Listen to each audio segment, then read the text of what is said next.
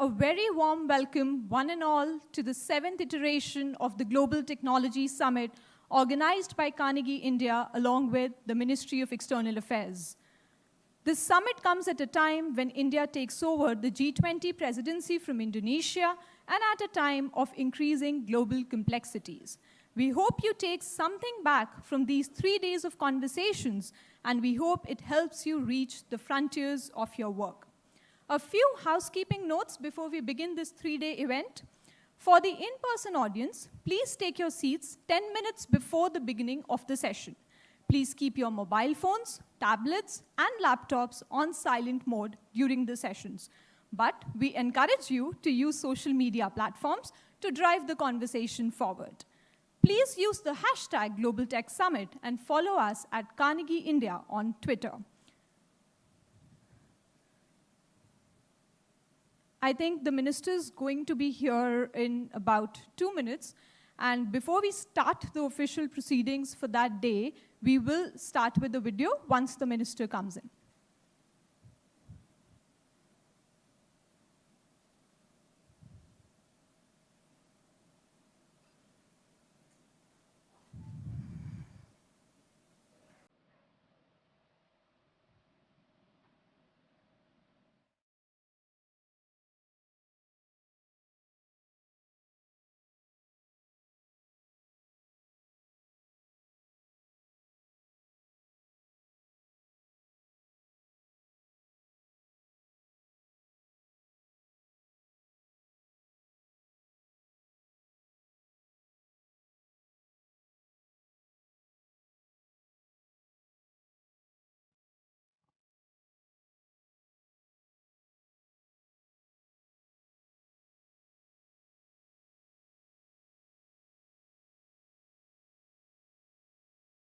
A very warm welcome to the Honorable Minister. Before we start the official proceedings of the day and invite my director, Dr. Rudra Chaudhary, to deliver welcome remarks, let's watch a short video to see how we got here and explore the evolution of GTS. Video, please.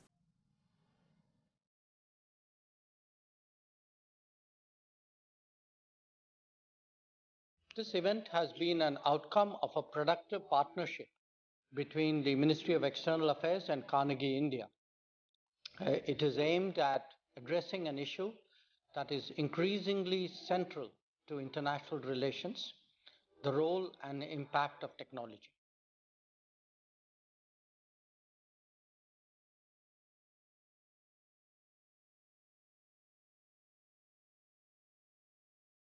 Is this summit actually brings quite a lot of brilliant minds together.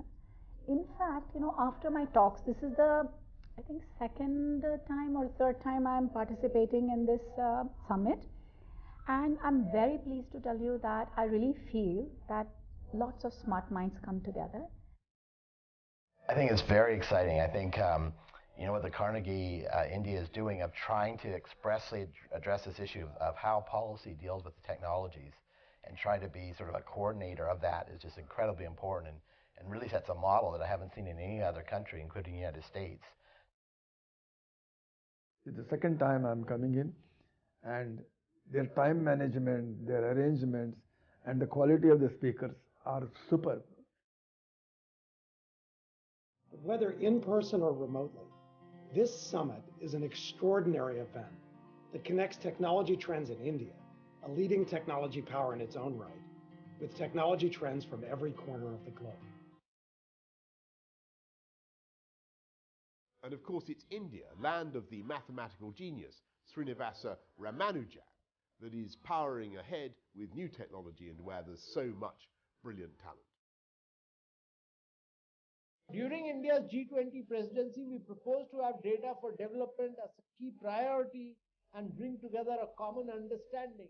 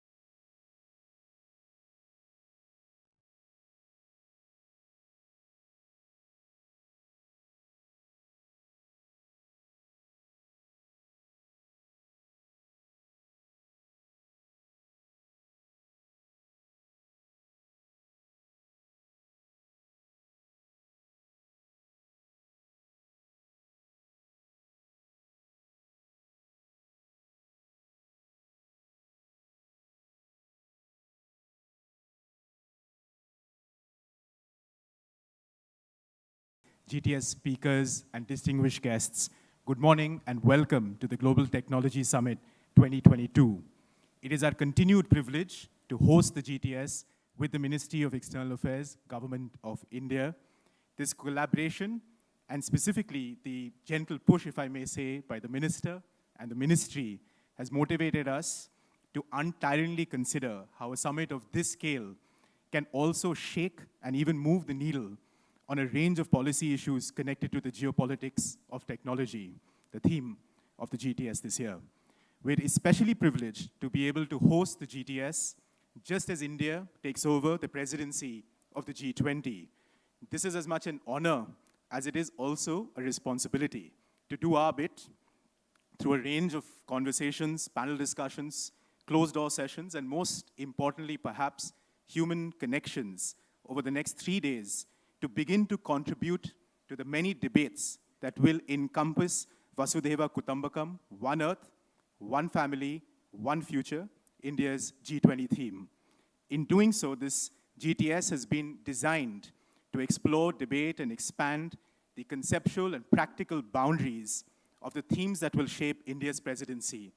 Data for development, bringing digital transformation in the life of every human being across the world, and looking at ways in which India's deep investments in digital public infrastructure and architectures with inbuilt democratic principles can shape and inform the future of digital public goods.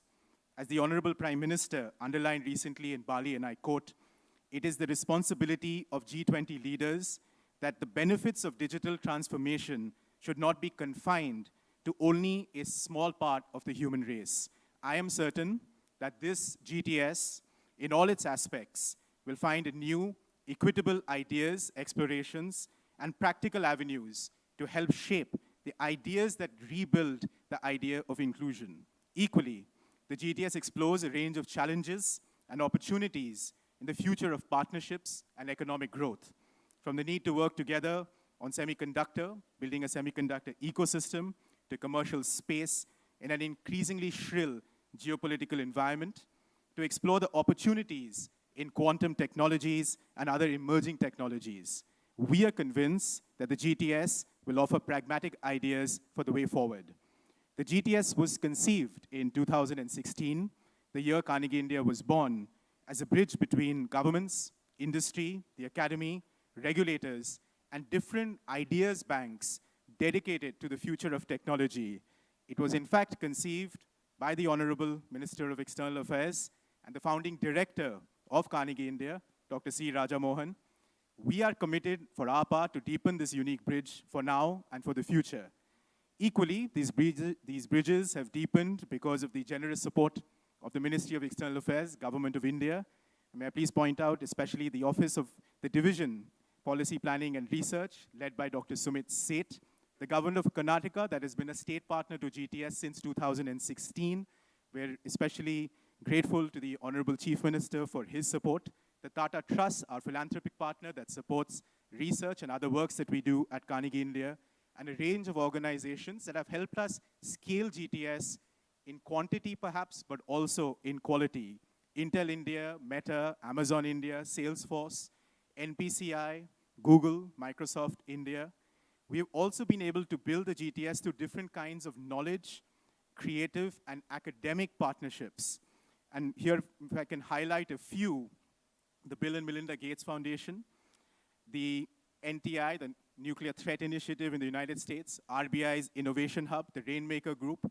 And this year what we did is we innovated. I remember, Minister, when we met with you, you had said is, how do you bring young voices into the GTS? This is the first year we've introduced what we call GTS Young Ambassadors, a cohort of students across the country, but also from Bhutan, who've come here and who will have all access, whether it's a closed-door discussion or whether it's an open session in itself. It is a small way in which we can encourage and support that generation of future leaders of the country. Lastly, and if you would allow me the liberty of mentioning and thanking the incredibly charged, driven, and unfailingly supportive team at Carnegie India to bring us up to this point, led by Shruti Sharma, the convener of the Global Tech Summit. The summit perhaps best exemplifies, at least to me, how collective action, aided and supported by all of you, and the many thousands that join us over 120 countries virtually can help in developing constructive debate. With that, it is my deep pleasure to please introduce the Honorable External Affairs Minister, Dr. S. Jaishankar, to deliver his inaugural remarks, followed by a conversation with Dr. C. Rajamohan. Sir, please.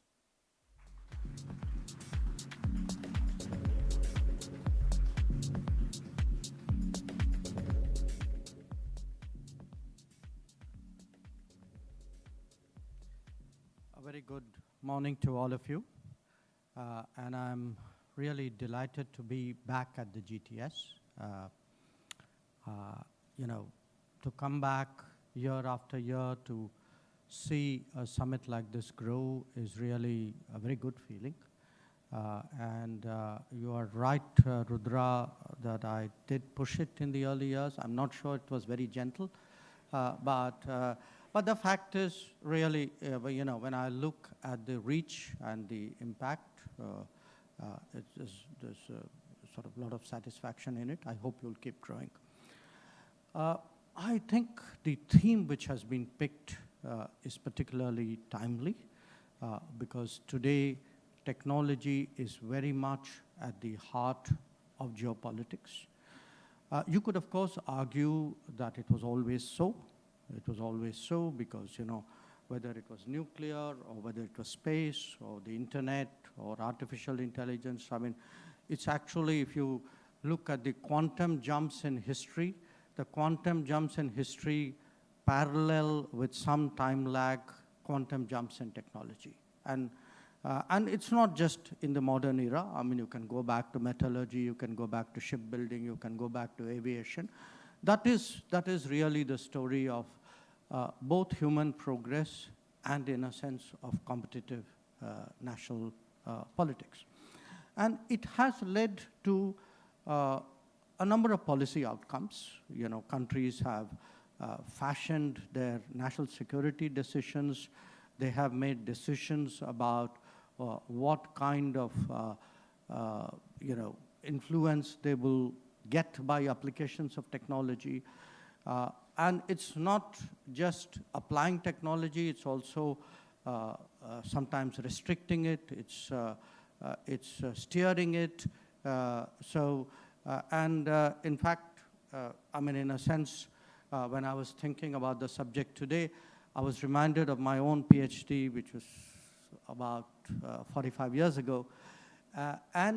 You know, the subject I started off was really how US decision makers who were poised to peak the Manhattan Project. I mean, they knew they had something very big in their hands. And they are now debating among themselves, you know, what are the geopolitical implications of this? You know, have we given too much to the Russians or Soviets at that time? How does it change our strategy to bring the Pacific theater to a close? So the reason I sort of highlight that as an opening remark is really that, you know, when we think today of competitive politics, sharper contradictions, I think we should be more and more cognizant that it's going to be driven by technology and also be visible or be reflected in the technology debates. Now, I had 6 basic points to make today. One, and I say this especially to my own friends and colleagues and people in India, we cannot be agnostic about technology. And we have to stop pretending that there's something neutral about technology. Technology is no more neutral than economics or any other activity. And, you know, you may speak about whether it is data or oil or oil as, you know, data as the new oil. The fact is more and more things are technologically driven, and we need to understand that there's a very strong political connotation which is inbuilt really into technology. I mean, orthodox way of looking at it would be to go into the world of export controls and technology controls, which is still very, very relevant. In fact, in the last few weeks and months, it has become even more so. But even, I would say, technology in terms of how you influence politics and how you actually shape decision making in different societies. My second point would be for technology and geopolitics. The obvious big picture context is globalization. If you, in fact, you look at globalization, in essence, I mean, what is globalization? It is about economy, it is about technology, it is about mobility. So we have to understand today the globalization big picture is very much at the heart of geopolitics. And it's a false argument to present it as, are you for globalization or against globalization? I don't think today anybody can be against it because it's such a deep reality. I think the right argument is, are you for collaborative globalization, or are you for a globalization model which allows domination by a few players? And so how flat, or in a sense, and how broad is your globalization model? I think that, to my mind, is the real debate. And that debate is going to be very much driven by technology. And therefore, to my mind, neither technology nor globalization should be considered really economic issues. I think they're very strategic issues. As a political scientist, I regard them as a political science issue rather than an economics issue.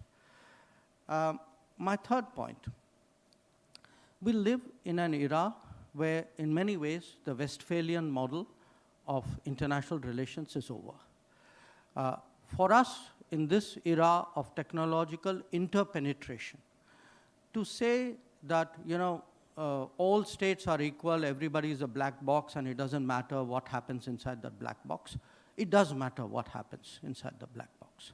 I think we people, especially in India in the last 2.5 years, have woken up to the fact, where does our data reside?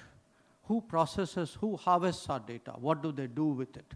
I think that's a very, very key question. And when we look at our partners, whether it's technology partners, strategic partners, political partners, I think the quality of partners and the sociology of partners, I think is a very, very important point. All partners are not the same. And therefore, today, trust and transparency have become key issues. We have, in a domain like telecom, already seen in India the concept of a trusted provider. I think in the digital side, we are going to hear more and more the concept of trusted geographies. So the moment you start talking trusted geographies, the geopolitical connotation of that is very, very clear. My fourth point, just as the Westphalian model has started to become less relevant, obviously when it comes to supply chains, the Nagoya model has also started, I think, to become less relevant. Between COVID, conflict, and climate change, just in time is just too risky. So the world, and I think particularly large countries with deep interests, are actually moving to a just-in-case approach rather than a just-in-time approach. And a lot of economic choices and technology choices are going to be driven by a just-in-case approach. So if you actually have resilience and reliability in supply chains, and you have trust and transparency when it comes to data, I would suggest if you add these two concepts up, you're going to, the outcome you're going to get is a very different geopolitical outcome than it used to be before. The fifth point I would make is regarding India itself. Our sense of technology in the past has been very narrow, and I speak here particularly from a governmental perspective. Typically, if you ask people in government, what's your sense of strategic technologies, they would say, well, defense, nuclear, space. I think that's like 50 years out of date.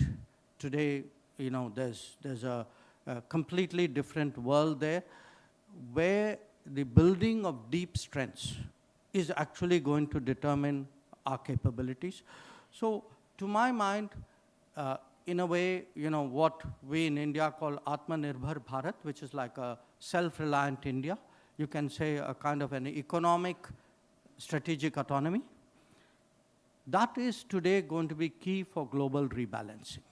That big players are going to consciously strive to be technologically more, I don't want to be self-sufficient, but technologically more capable in order for rebalancing to actually take place. And finally, geopolitics ultimately does come down to partners and choices and with whom do you have what relationship of what consequence. There are different ways you can slice up multipolarity. You can look at multipolarity, who are your key partners politically? Who are your key partners in trade? Who are your key partners in energy? And the answer will always be very different. So when it comes to technology, because technology is going to be a key criteria today, I would say our key partners, and this is an Indian view, this is my view of what should be India's view, which is, I feel, who gives us access, number one, who is our collaborator, and who is our market. To my, to my view, these should be the criteria of, which direction the needle should move. And if you look at India's geopolitical positioning, I would say it should be a kind of a net assessment of politics, of energy, of economics, but increasingly of where our technological interests lie. And our positioning should really give a substantial weight to that technology factor. So let me just conclude by saying that when we speak about the rise of India, the rise of India is deeply linked to the rise of Indian technology. I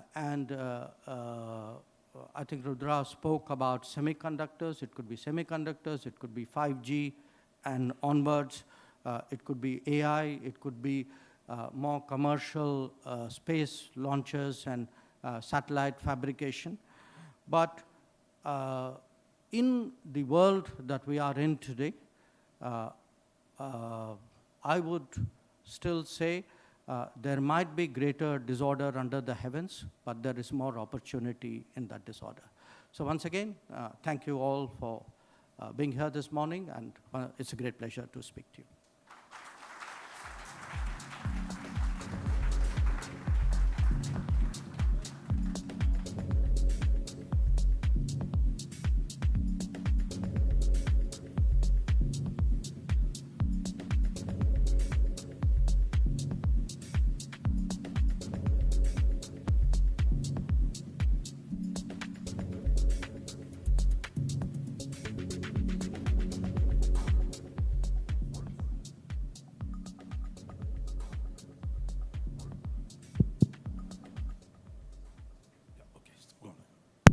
Thank you, Minister, for that stimulating set of remarks to kickstart the GTS 2022.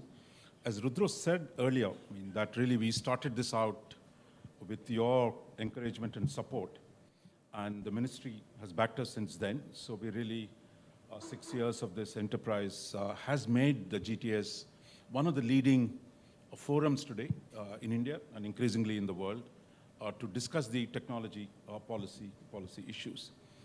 Now, what I thought I'll start by asking you is much has changed in the world since 2016 when we had the first GTS. And the most important change, which you referred to in your opening remarks, was the nature of globalization. So when we say the Nagoya model just in time, or whether it is the weaponization of interdependence, so you articulated this concept, but when you say we are not going to do the old globalization, what is your approach to the new globalization? Is it completely decoupling? Is it about doing everything at home?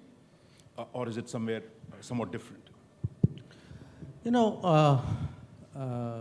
Sort of a few caveats there. I'm not sure globalization changed so much after 2016.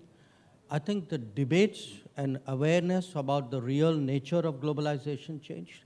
There were things which were happening up to 2016, which in our more sanguine world, we were complacent about. And a lot of these were, it's actually very interesting if you look at the trigger events, in a way, Brexit was a trigger event. Trump's election was a trigger event. COVID has been much more than a trigger event. It's been almost like a basic, a back to first principles kind of thing.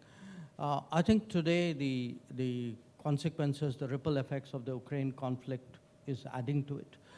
Increasingly, climate will, because you are going to see much more regular disruptions of the global economy due to extreme climate. But the key to my mind is actually a sharper realization that big production shares, big market shares, big resource shares are all going to be leveraged, and leveraged right in your face. So the idea that everybody was going to be delicate about it and going to have rules and will work out something which is good for everybody, that's not the direction the world has gone. We have actually seen very tough decisions made by some countries. Tough, not in the difficulty of the decision, tough in terms of the impact it has on the rest of the world. So I would, if you ask me, so therefore what kind of globalization? To my mind, certainly many more countries, you need, in a way, much more decentralized globalization. You need many more centers of production. And I cite to you a very obvious example today, which is semiconductors. That the concern in the world about the concentration of production when it comes to chips is very, very apparent. So if you are going to move in terms of de-risking the global economy, a large part of it will have to be to de-risk the technology sources and the production sources associated with it. So when Government of India talks about Atmanirbhar Bharat, the idea of a much more self-reliant India, people kind of, obviously in a politically polemical world, people say, well, you're going back to pre-92, etc. No, we're not.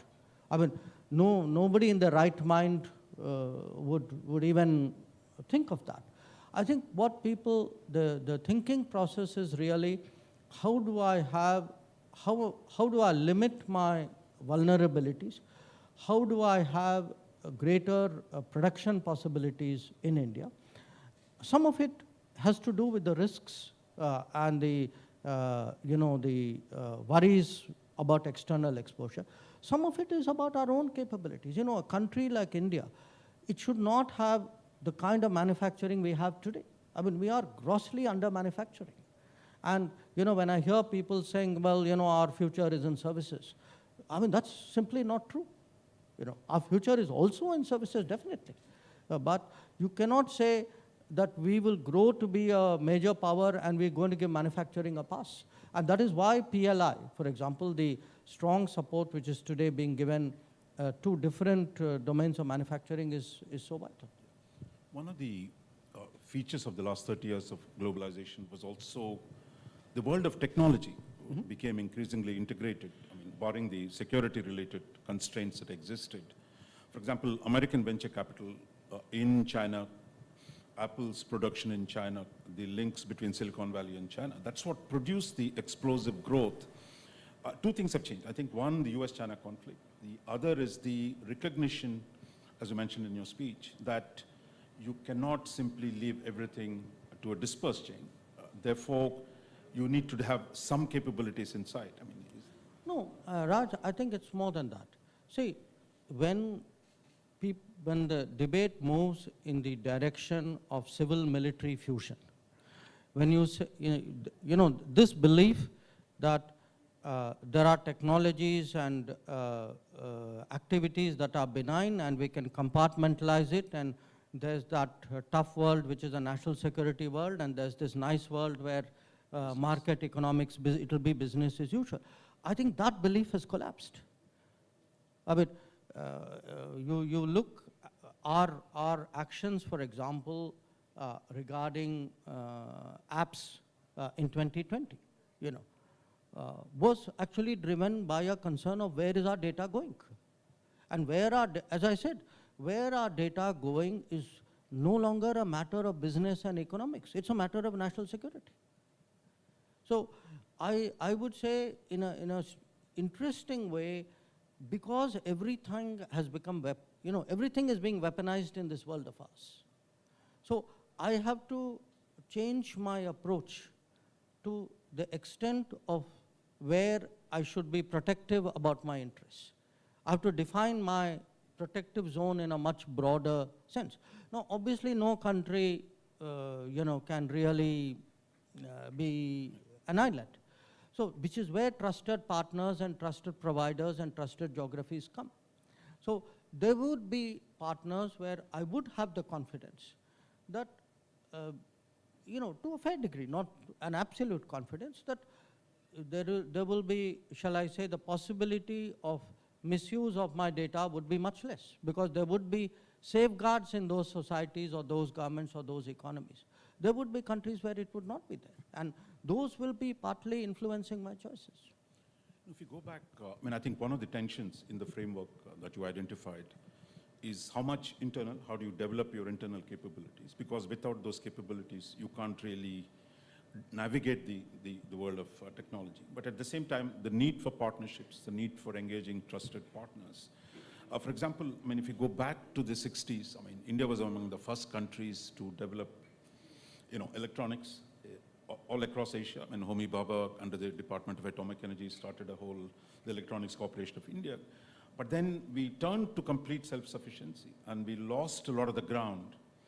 So today, when you're talking about semiconductor manufacture in India, bringing people, collaborating, so is that a fundamental change from turning inwards to one where we collaborate with the partners so that our capabilities grow, and it's also mutually beneficial to our partners?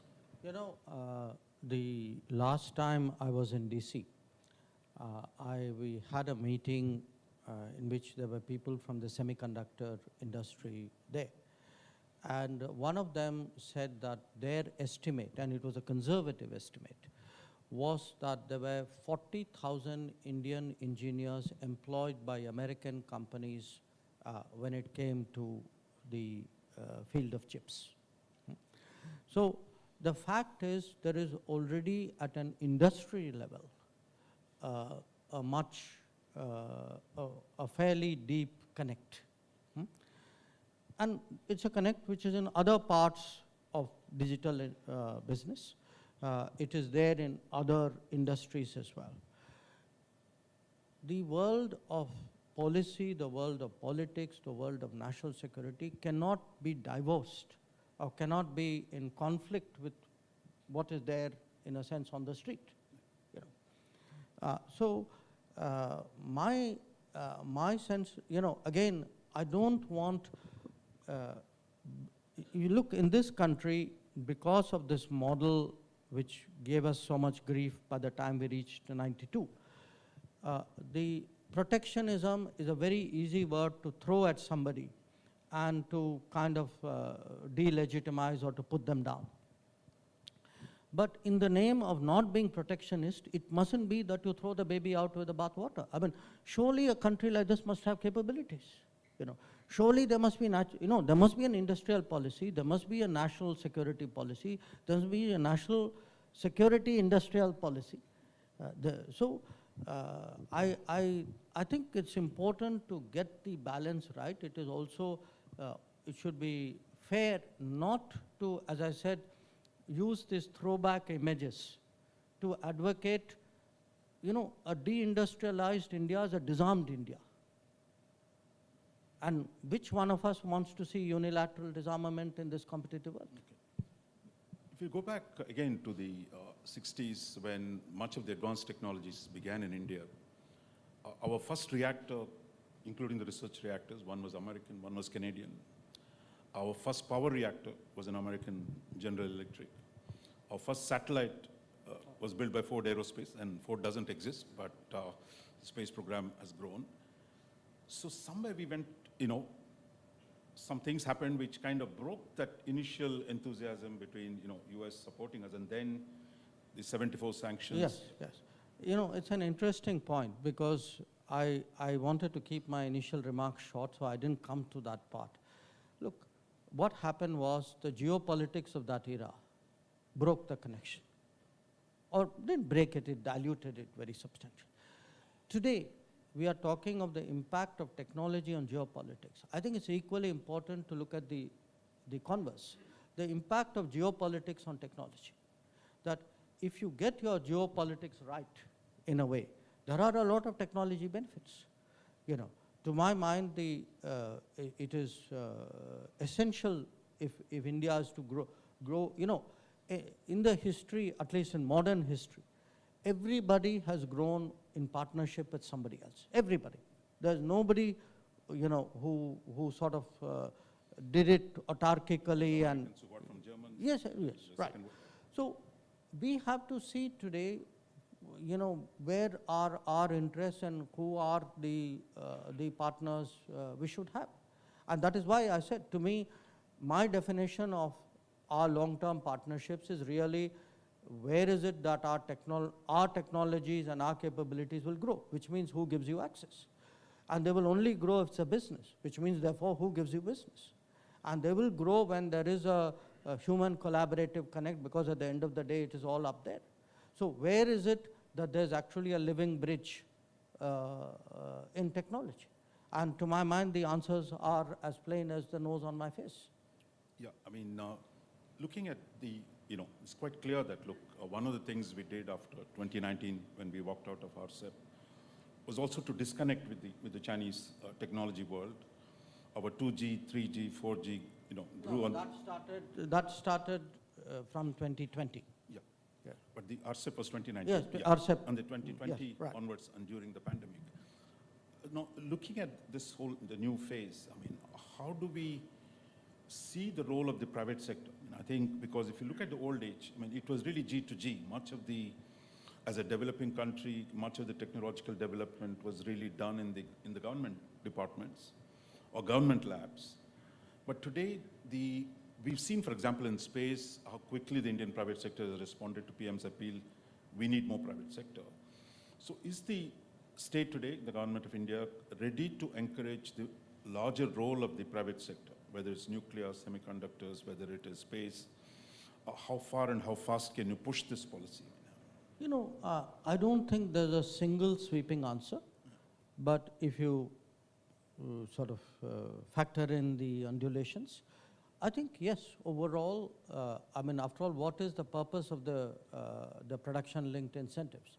It is actually to initially encourage businesses in various areas to invest and create production capabilities, and along with the production capabilities, the larger R&D ecosystem which would go with it.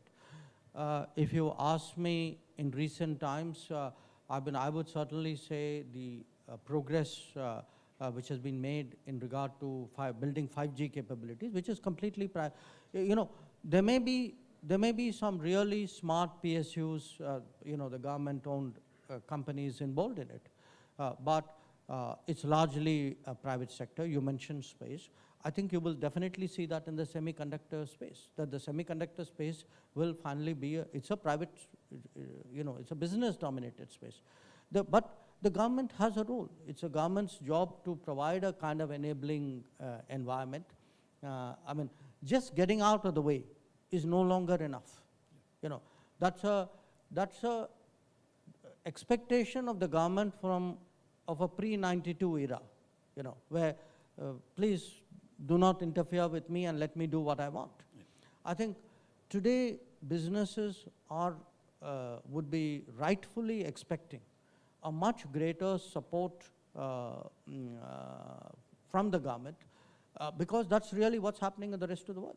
I mean, if you look at key technologies, I mean, you look at some of the recent legislation passed in the United States, and the entire East Asia has always been heavily government supported anyway. So I think we need to look at what peer players are doing.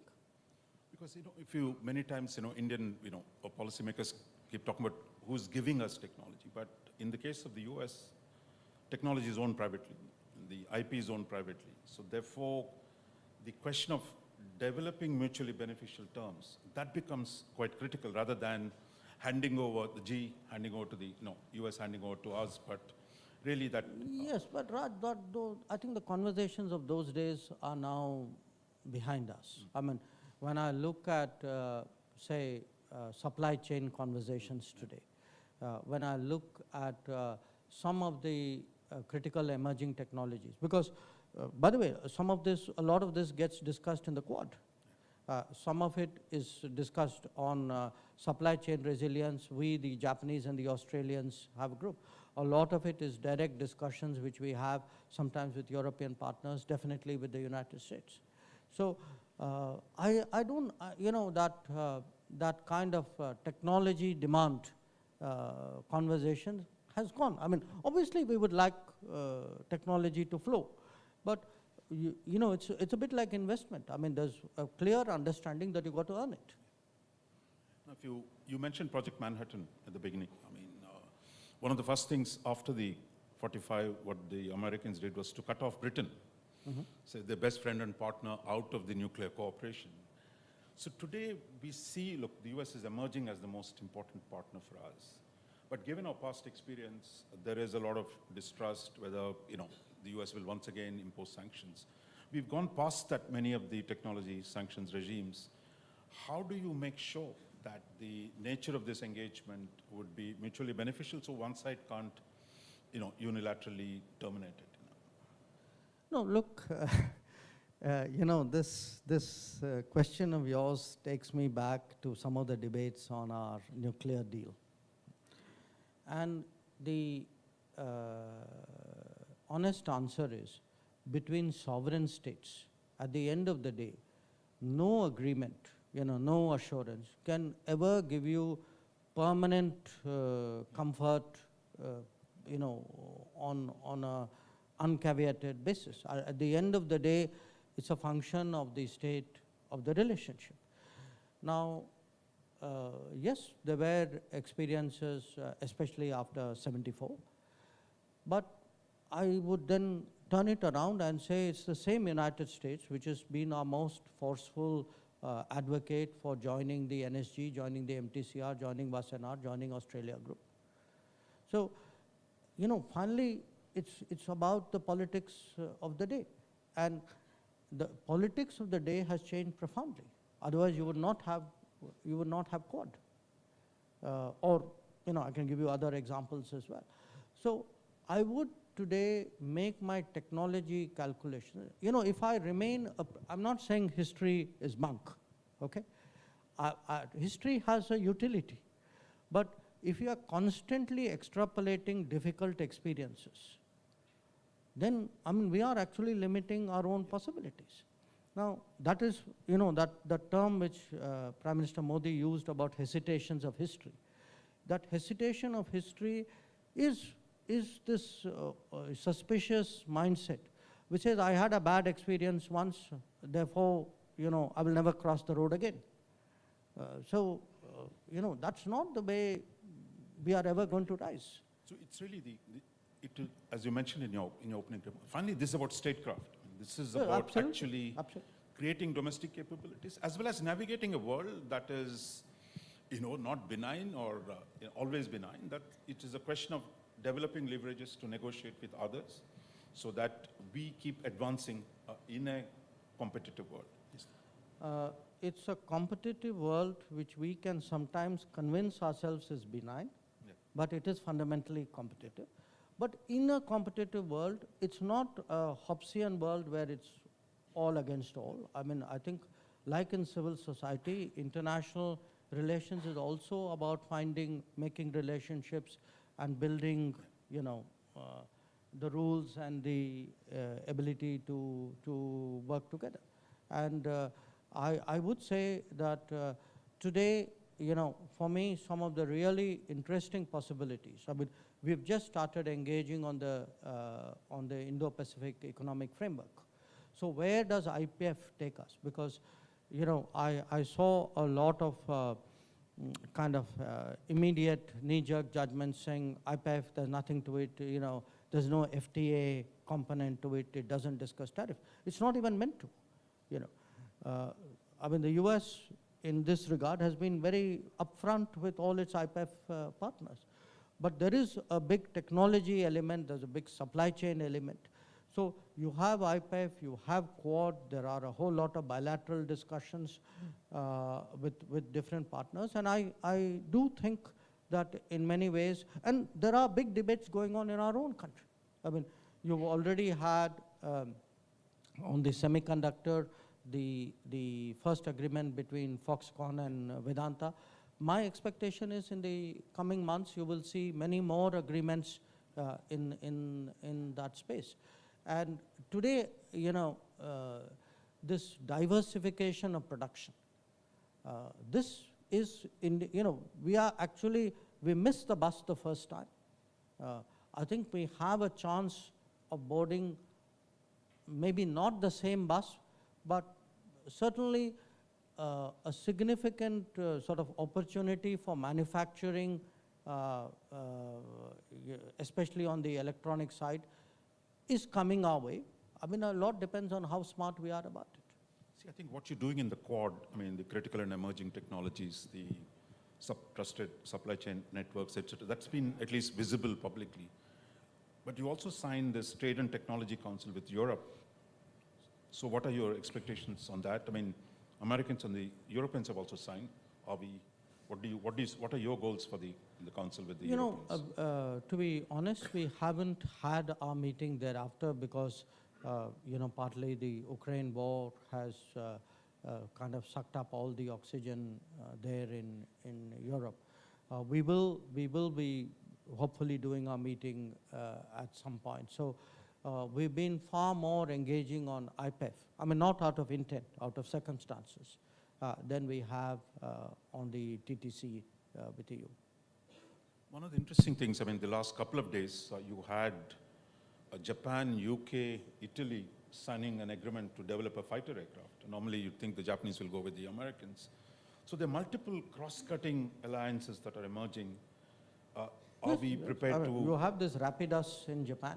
I mean, that itself, if you look at those Japanese companies involved, is a big development. So in the end, it comes down to what you said about, that a rising India must necessarily be a rising technological power. Mm-hmm. So in the process of building that capabilities, I think the need to expand R&D within India, is there going to be some incentives so that we can only become one if the scale and intensity of research and development in India can really expand? Look, I don't have jurisdiction on it, and it's not, I cannot say anything in terms of government intent. But it's certainly, I think, a natural part of the debate. For us today to do production-linked incentives itself was a big step, because, as I said, we had reached a stage where conventional wisdom was we shouldn't be manufacturing. So we are turning this sort of ship around. But my sense is there will be many more debates, because we are looking really at a world where whether it's technology to some degree, whether it is energy, governments are getting more interventionist and are giving greater support in different ways, creating stronger enabling environments in their respective societies. So this debate cannot be just a debate within India. It has to be within India too, but it will also be impacted by what's happening with the rest of the world. One of the things you said, one is to bring technology home, connect our market to technology producing countries outside. as well as generate our own technology. But it's also about taking our technology abroad, right? I mean, you've been on the vaccines issue, on today on digital, even on defense, even on defense, because we do defense licensing, that part of it, I have some visibility of it from the foreign ministry perspective. So you see a lot of very interesting players, smaller companies, very energetic in defense, and very often, I mean, to be very honest, I haven't heard of 99% of these newer players. So it's only when you see the licensing that you start actually figuring out what's happening. So there's a lot happening out there. The other aspect, I think as the nature of the technological revolution unfolds, the old rules are being reset globally. I think what were negotiated in the multilateral domain, for example, on the Outer Space Treaty, the kind of understandings that were developed in the late 60s today are not valid as human capacity to explore space, and the contestation between the major powers expands into space. So how effective is our participation in shaping those rules? Because it's interesting, in 67, when Outer Space Treaty was being negotiated, India actually was among the drafters of the treaty. But today, as the rules change, are we ready to build those coalitions, which you talked about, and actively shape the new rules under which the outer space environment is going to be managed? I, in a way, give you a broader answer than outer space. I think what we are going to see, if you're going to see an intensification in big power competition, many agreements of the past will not continue. We've already seen that in the last few years, okay? The agreements which have not been renewed. It will become much harder to have new understandings which impose constraints, because the overall, I won't say mood, but the overall outlook is much more sharply competitive. So at the end of the day, you reach these understandings because everybody kind of takes a haircut to create a landing point. I think that willingness today to let go of your leads is less and less across domains. So I am generally not terribly optimistic about new understandings actually on a multilateral or a plurilateral way on the technology side, because the world is, the entire world's foot today is on the accelerator. To do a understanding, somebody has to pull up the brake. I think as we look ahead, I think it's not pure multilateralism, but like-minded coalitions are the ones that are going to actually, where we participate with our trusted partners to shape the rules of the international system, rather than the UN or some other global body. Yes, but those would be more collaborative and promotional. See, like-minded partners will not impose restrictions among themselves, because the one who's not like-minded then has a free pass. The like-minded partners usually will, when they meet, will talk about how to enhance each other's capabilities. I think, I've kind of overshot my time. We can just go to the floor for a couple of questions. Maybe we'll take 3 questions from both sides, and then we will then after that bring, so anybody here who wants to ask a question? Yeah. Anirudh? Yeah. And there are microphones, I believe, on both sides. Those of you who want at the back, you can go to the left flank or the right flank to ask a question. Yeah. Thanks, Raja. Hi, good morning, Minister. So I actually wanted to ask you if you can elaborate more on the piece that you mentioned around climate, right? So much like technology has been shaping geopolitics and vice versa, my own sense from your remarks and my own sense is that climate will start impacting geopolitics and vice versa a lot more in the coming decades. So we'd love to hear more of your views on that, how you anticipate that. And related to that, the question comes, how can India start to develop its capabilities on the climate tech side, not just on the internet, semiconductor, AI tech side, so that we become a key player in that aspect of technology also in the coming decades? Shruti, I mean, you had any question to the minister? No. Anyone at the back who wants to either go to the microphones on the side?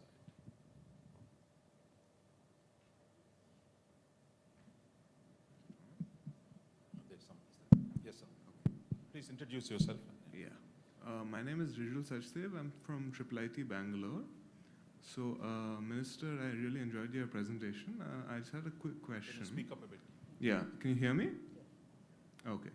So, you talked a lot about trusted areas and economic collaboration as well as technological collaboration. But I was just wondering, I mean, considering the G20, where India is taking on a presidential role, what happens between a system, say, like the EU GDPR and the draft data protection bill, where, I mean, in the GDPR, the penalty is 5% of the global turnover, whereas in the draft data protection bill, it's a very set amount. So in situations like that where privacy is potentially violated, how can you possibly manage to achieve a balance? Okay, we'll take just one more. Is there anyone else? At the back, right at the back, one of the younger people there. Right at the back, yeah. You can move to the left. It's going to be blind date. Make it brief, introduce yourself. And, Sure. Good morning to everyone. Thank you, Minister, for your keynote. I just had a short question regarding India's position vis-a-vis technology and how we're looking at G20. And just before that, introducing myself, I'm Prathit from Council for Strategic and Defense Research. I wanted to ask that where do we see our regional potential in terms of India as a regional partner? And we know that this G20, we have pledged to present the South-South cooperation in the priorities of the South. Where do we see India's potential as a regional partner in terms of technology sharing, in terms of data? Are we looking forward to prioritizing that in the G20 and the upcoming initiatives? Thank you. Thank you. Minister, we had 3 comments. Yeah, you can.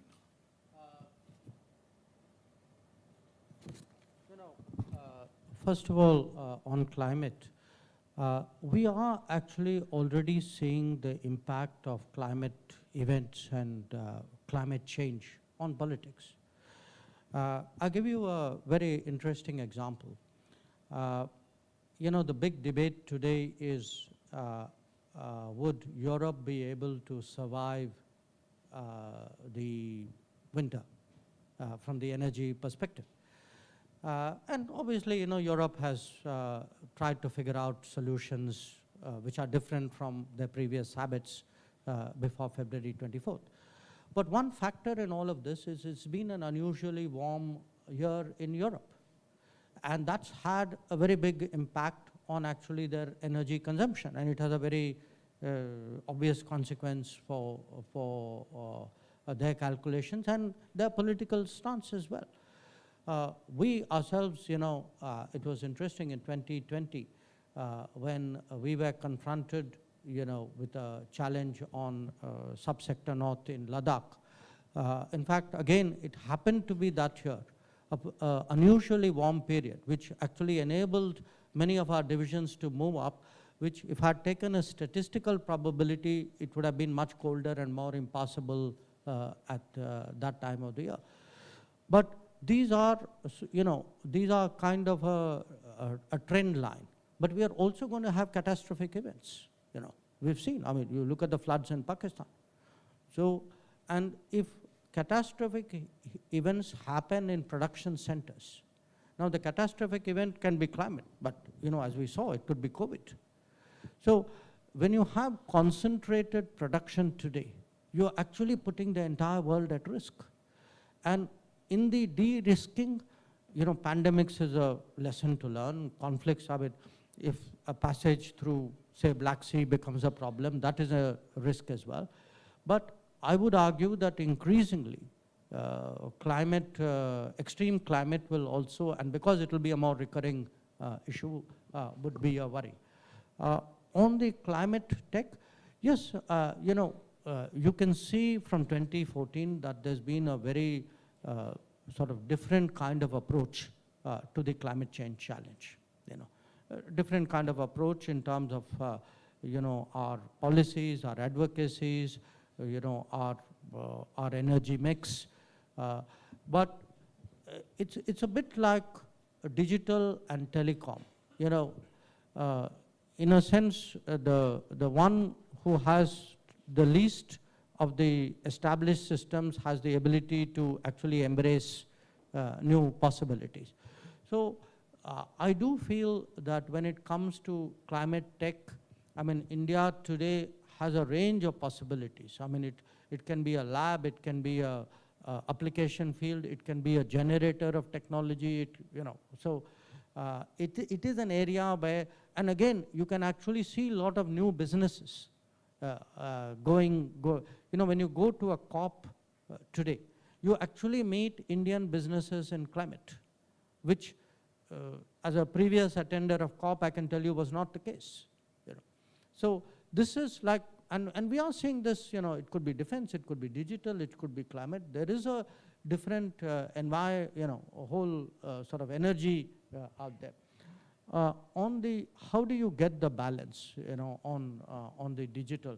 Look, I think what the Indian system today is doing is trying to find a balance between ease of doing business on the digital side, between privacy, and between national security.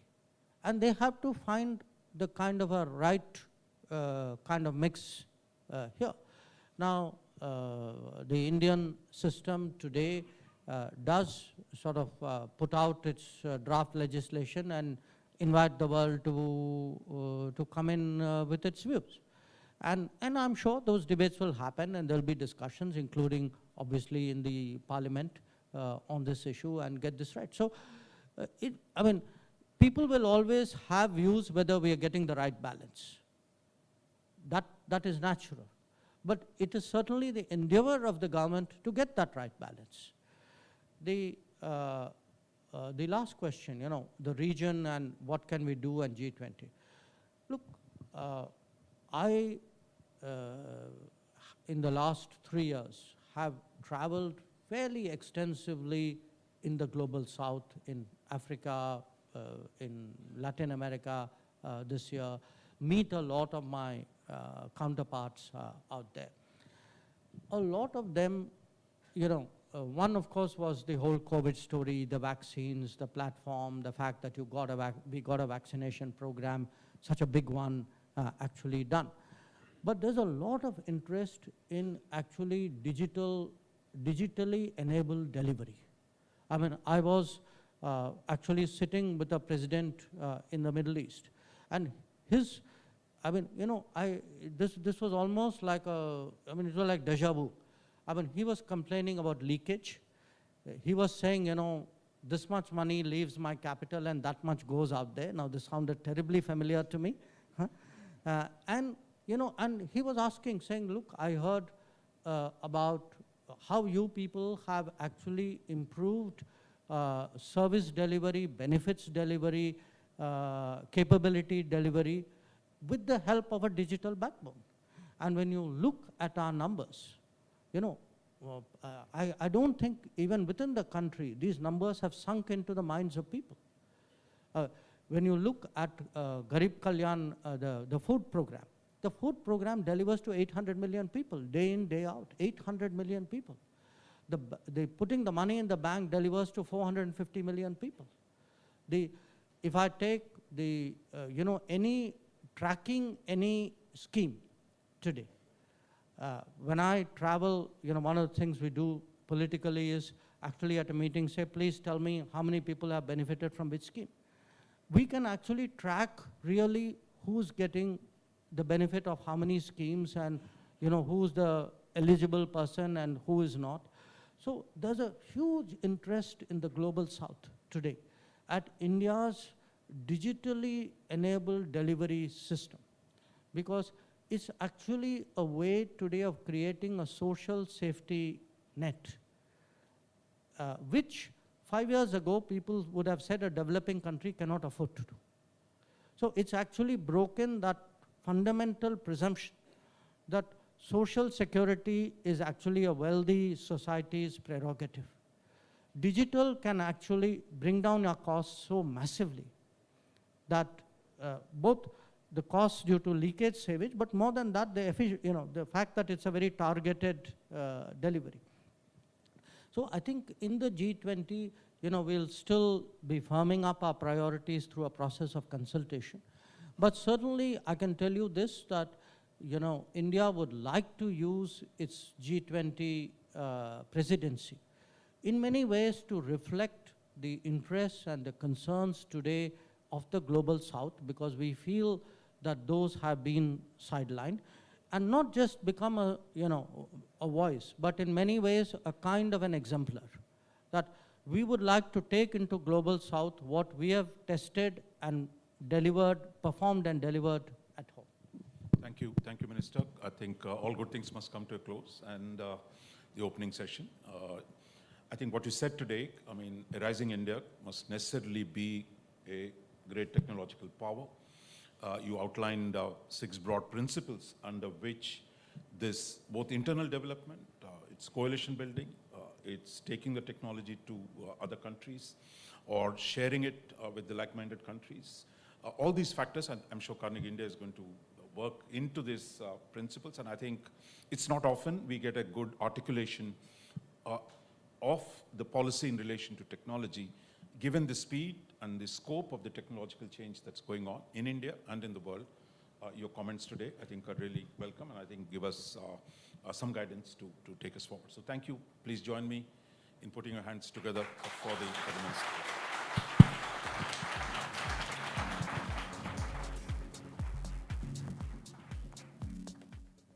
Thank you so much, Honorable Minister.